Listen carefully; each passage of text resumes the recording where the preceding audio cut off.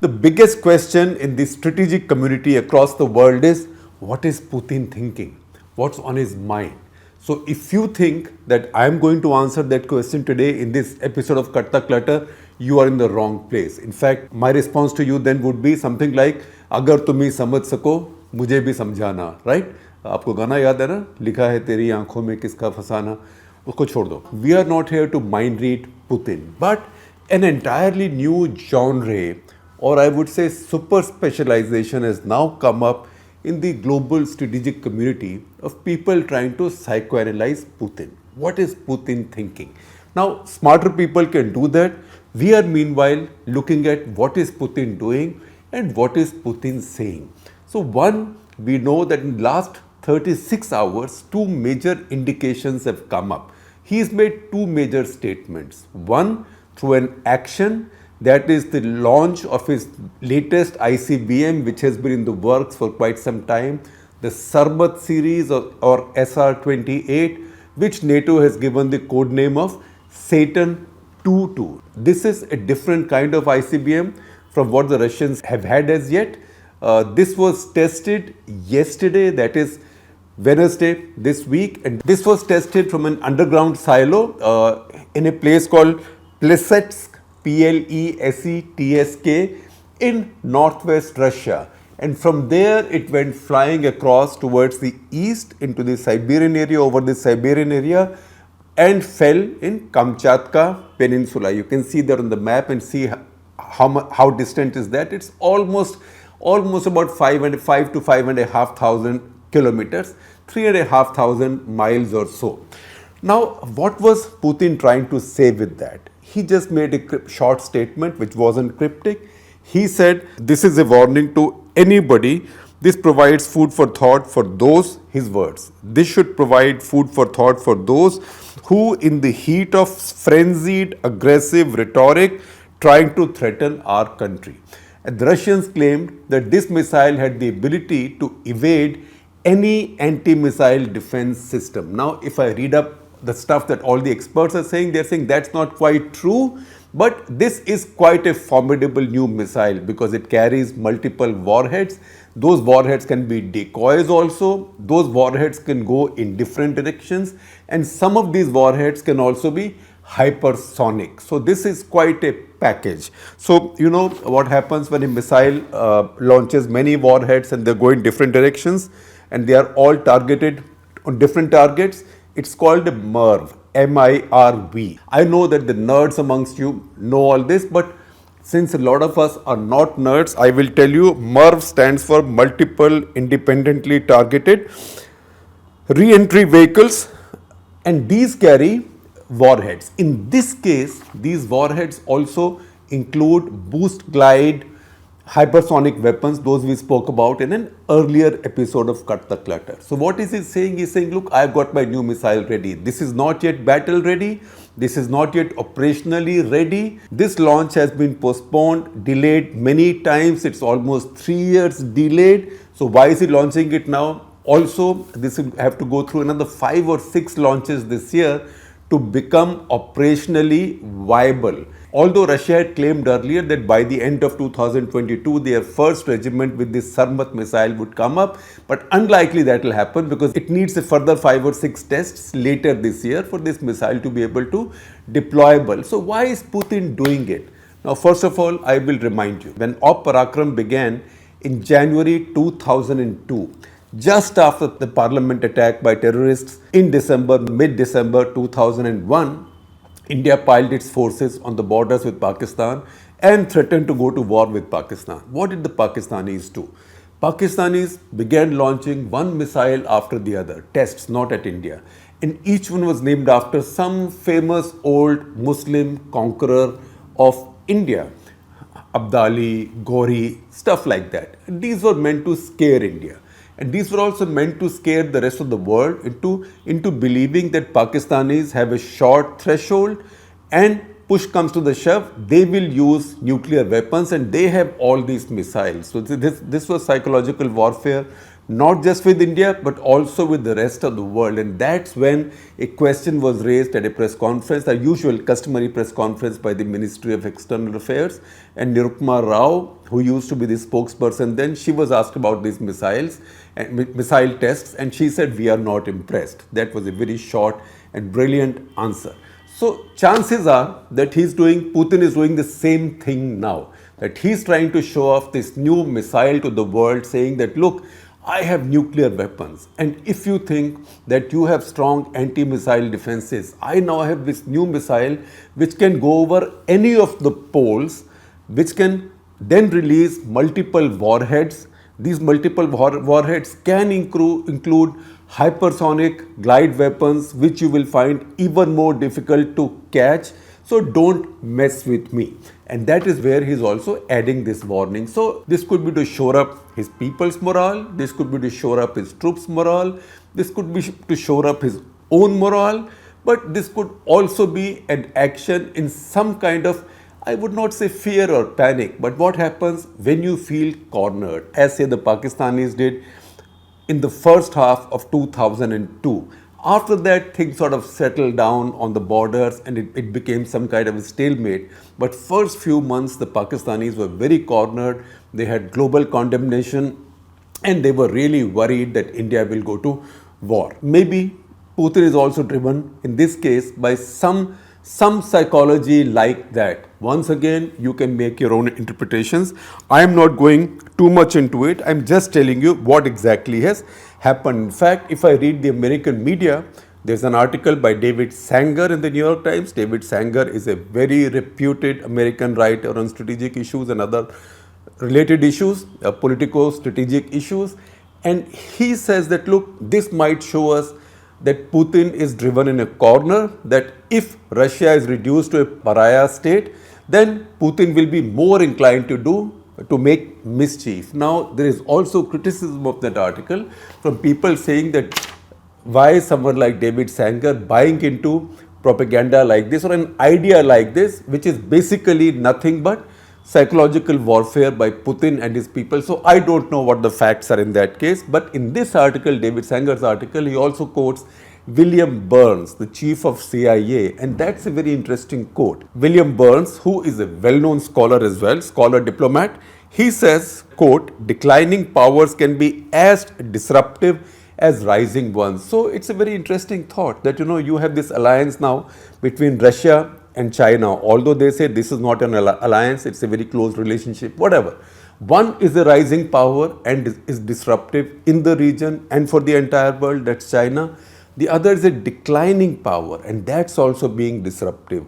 Although right now the declining power is more visible and is more directly disruptive. So he says declining powers can be as disruptive as rising ones. And then he adds the risk appetite has grown in Russia with Putin as Putin's grip on Russia is tightened. So we don't know what is happening, but that is one big indication that's come from it. Now the second thing that's happened is again very unusual. Now Russian Ministry of Defense also has a Telegram channel and I also get what they post on my Telegram address, my Telegram number from them. So they posted a video today. It's a very interesting video because such things are only done when you want to convey a message, not to me, by the way. This video has been mass mailed to all kinds of people and it has made international news and headlines already. Because you know why? The big prize over which the fight is going on right now in Ukraine or the southern or southeastern Ukraine is the city of Mariupol. And we had talked about why Mariupol is so important in our episode 965, of which I will share a link with you. Now, Mariupol is where the Russian forces have been fighting now since the day the invasion began. And they've still not been able to capture this city. This is the 10th largest city in Ukraine, 100th largest in Europe. It's a city of about 4.5 lakh people. It's also critical. It's on the Sea of Azov, right on top of it. And it's only if the Russians can conquer this entire city or control this entire city that they get a land corridor to connect their forces in the Crimean Peninsula with those in the Donbass area. Then they have a passage and forces can move from one side to the other, and they can then use these ports in the Crimean region to also resupply their forces. That fighting's been going on, and every day someone or the other says that Mariupol is about to fall, about to fall, about to fall.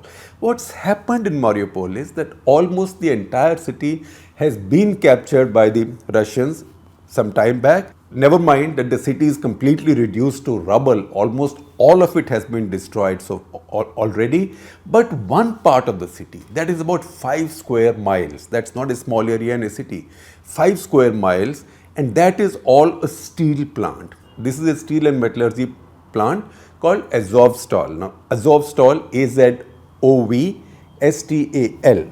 Azovstal is one of Ukraine's largest steel industries, one of the world's largest also, because Ukraine has had a lot of industry from the Soviet times, and even lately they've built a lot. They also have a lot of military industry. For example, the frigates that the Russians are making for us, the engines for them come from Ukraine. Similarly, AN-32 aircraft that we fly, some parts of Mi-17 helicopters, those come from Ukraine. So Ukraine has a lot of industry. Now, in this industrial plant, a large unit or a large sets of forces of really strong, tough, elite Ukrainian soldiers have taken refuge. They are sitting in this factory and they are saying they'll fight to the last man. Putin, his armed forces, his government, Putin personally also, they've made appeals to these soldiers, these Ukrainian soldiers, to surrender. They even gave them, or promised them safe passage once, that look, we'll declare a ceasefire, drop your arms and go away, nothing will happen. But nobody trusted them, because they remember that in 2014, when Russians had captured Mariupol the first time, similar offer was made, and those who took the offer and were walking out were then slaughtered. So nobody wants to take that chance again. So these soldiers are in the factory and they are now determined to fight. So everybody thought that now Putin's army is going to storm the plant and take whatever damage or whatever losses it causes, but they will now capture that plant and be done with it. What's happened today is this video that Russian Ministry of Defense has released. There first, the Russian Defense Minister Sergei Shoigu, he gives a long, full report to Putin on what's happening in the battlefield, particularly in Mariupol. And he says all of Mariupol is in our control. In fact, the city is quite calm. We are putting the city in order. We've also taken 90 buses there. We've given people in the Azovstal plant to leave and not to take any chances. We've got cameras, etc., aerospace cameras to track this. I presume aerospace cameras mean satellite cameras. And he said, but people haven't come out. Only 100 civilians have come out. Soldiers have not come out. So he tells Putin that now this plant remains. It will still take us a few days to capture this plant. We have forces ready, our own forces, and also Donbass, quote unquote, nationalists. That is those people, Russian-speaking people, their militias who may be aligned with the Russian troops. I presume that those units also include Chechens who come in all the way from Grozny. Those are Chechen soldiers led by Ramzan Kadyrov, who is the son of the Mufti of Grozny, who now collaborates with Putin. And he again announced today that by this afternoon, all of Mariupol will fall to the Russian forces, including the Azovstal plant. And then I read in the Russian media, not in the Ukrainian media, in the Russian media, that he routinely makes those announcements. It's the 26th time that he has announced that all of Mariupol, including Azovstal, is going to fall today. But Azovstal is not fallen. Now, after the defense minister has given this report, what does Putin do? I can do no better than quote one passage directly to you, and some of the other passages you will see running on my screen from the transcript of this conversation that the Russian Ministry of Defense has put out. This is a Russian MOD release and their translation, and see the lines. So the most important thing is that Putin has declared victory more than once. He has also congratulated his defense minister, and he's also told him to congratulate his troops for the victory in Mariupol, which means he thinks that Mariupol is in the bag. But he also acknowledges that Azovstal is not yet taken. And then he says, I know it's not yet taken, but don't take it. Right? Don't take it. We don't have to take it. Just seal it. So not even a fly can escape, but don't take it, which means don't storm it. And he says in that statement, don't storm it because this may lead to a lot of loss of life on their side. And we should be mindful. We should also protect the lives of our soldiers and our people, our officers. Now that's very interesting. And I see that much interpretation of that seems to be that this Russian army has already suffered heavy casualties, particularly after the sinking of the flagship of the Black Sea Fleet, that is Moskva, about which the Russians have not yet spoken out in terms of how many of the sailors lost their lives and the families are protesting. There seems to be some pressure that Putin is feeling, that the public opinion is getting impatient with what they might see as Putin government's callous attitude towards their soldiers' casualties. And that's why it was necessary for him to come out and say this. I will tell you what exactly has he said right now. He said, quote unquote, there is no need to climb into these catacombs. This is Russian translation. There is no need to climb into these catacombs and crawl underground through these industrial facilities. Block this off. So not even a fly can escape, right? And then as you will see on the text that I play on the screen, he says we have to be mindful of the safety and the good health of our own troops, etc., etc. So you can see that he now wants to declare a limited victory. His initial objective was to capture Kiev and basically crush Zelensky government, get this regime out, install a friendly regime. All that hasn't happened. So he's bringing it down, he's scaling it down now to a victory in Mariupol, not even victory in all of the Donbass, victory in Mariupol, because it seems that 9th May is going to be a big event for him. 9th May is the anniversary of the defeat of the German armed forces in the Second World War, of the defeat of the Nazis. And that is when big parade takes place in Russia.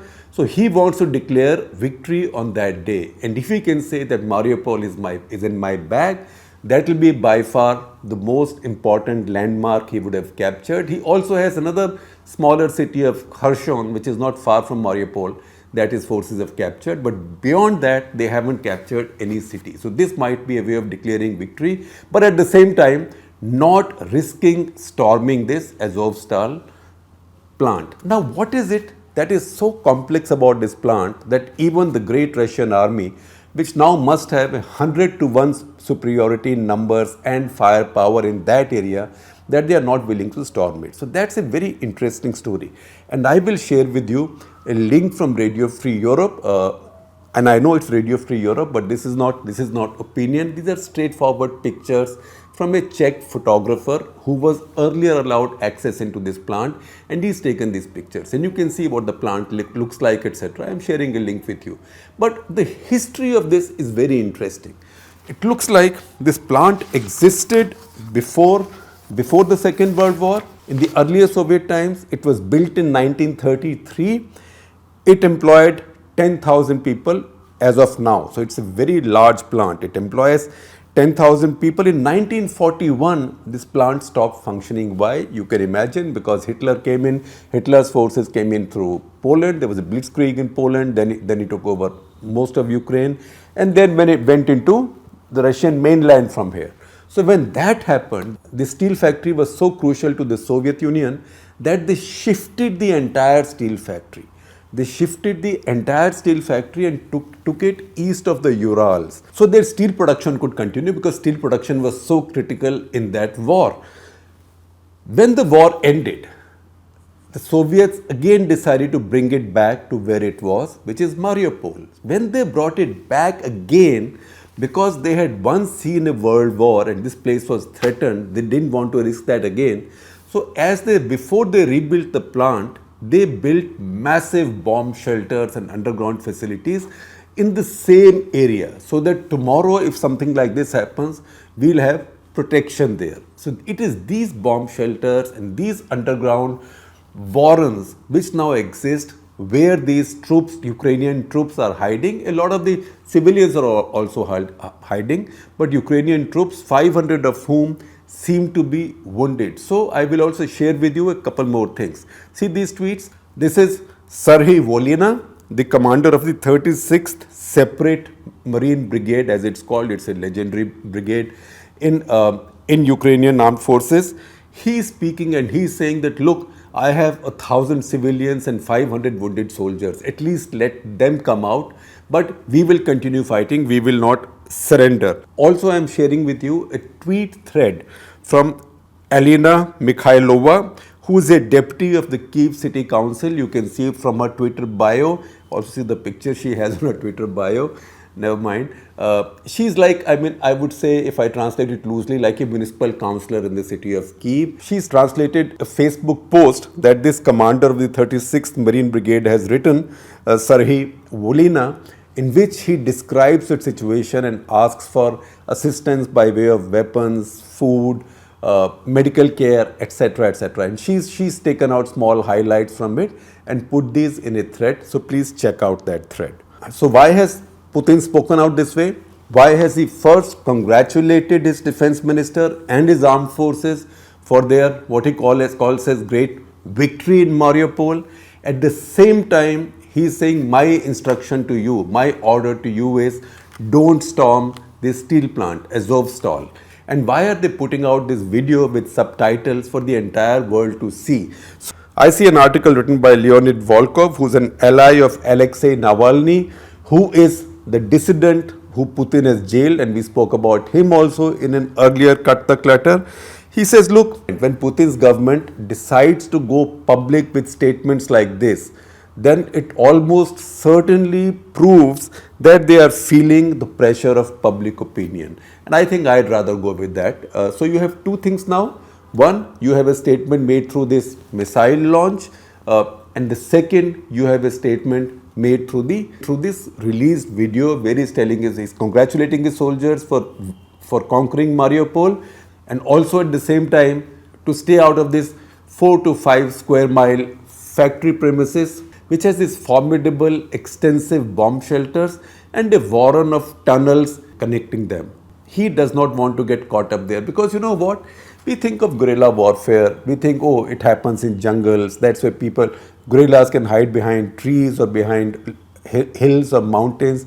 Fighting in built up areas, what the armed forces call FIBUA. I keep telling you, armed forces love acronyms. So FIBUA, fighting in built up areas, is also a very difficult thing, because there defenders have many places to hide, and defenders can break themselves into very small groups, and now with shoulder fired missiles and weapons, they can make your lives very difficult.